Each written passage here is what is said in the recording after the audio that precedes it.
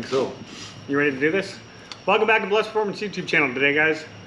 Today we're gonna have Clayton talking about AirDog. The old AirDogs. Share some info, buddy. What do we got? What we got? What do we have here? 165 AirDog right here. Now this thing here will push 165 gallons of fuel in a minute. An hour? Yes. That was a minute. It's an hour. Shit, slow then.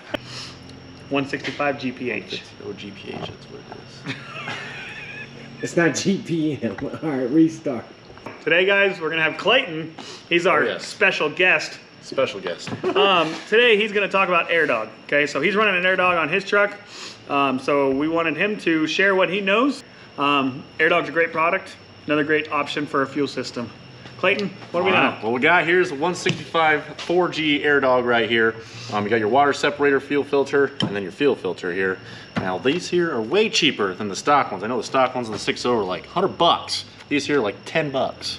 Or if you talk at Cummins, a Duramax, any other Power Stroke, yes, your factory fuel filters, depending on the year, range from 60 to 150.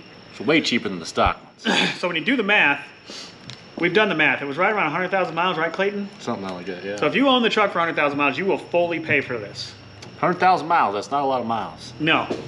We can do that real quick. Clayton does like 6,000 miles a month. Easily.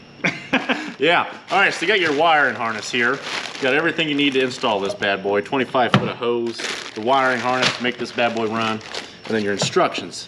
You can find the instructions in the box on our website or on AirDog's website as well. We got a little return boy. Put this in your filler neck hose. The return goes right into the tank if you don't have a sump. And you got your mounting hardware for the brackets. Hold that bad boy onto the frame so you don't fall off. And then you got your quick neck fittings.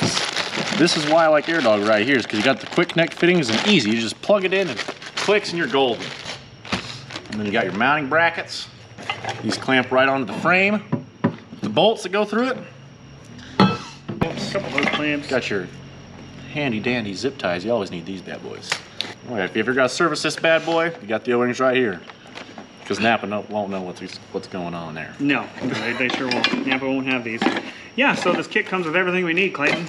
What else do we need to install an AirDog? What else do we need? Common sense. There you go. Now, if you don't have any common sense, we do have videos, just plain. Yeah. We do have videos showing you how to install AirDogs, FASs, all of them.